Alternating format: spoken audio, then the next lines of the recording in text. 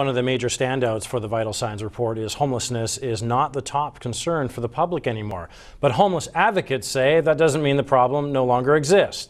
Kristen Robinson reports. You got basically a kitchenette, single room kitchenette for me to have my meals.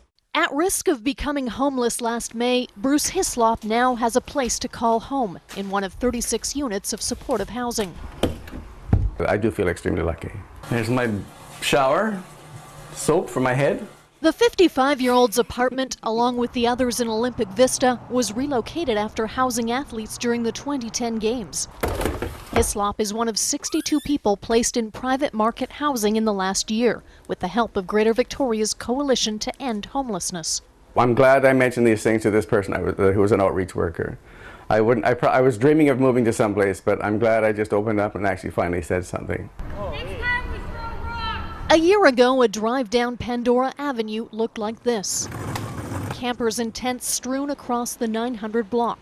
Today, Pandora Green is transformed, as is the public's perception of homelessness. For the first time in 6 years, the cost of living topped homelessness as the top issue in the Vital Signs report.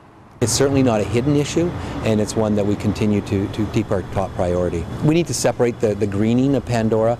You'll be surprised to see that poverty is such a huge issue out there, so there may not be that many physically sleeping rough on the street homeless out there, but it's still a big challenge. We still have families and individuals that are in dire need of affordable housing. And while we may not visibly see the same number of people that are camping outside, we have more families and children accessing food banks. While there are 800 new units of public housing, the vacancy rate is still 0% for apartments that rent for under $600 a month. Those who get in are stretched financially. Meantime, the hardest to house are still battling addiction and mental illness outside. I'm still seeing about 60 people every morning on our street sleeping in this doorway or that doorway.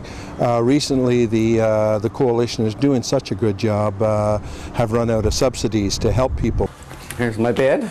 Hislop knows he's won the housing lottery. In Greater Victoria alone, more than 1,500 others are still looking for a home.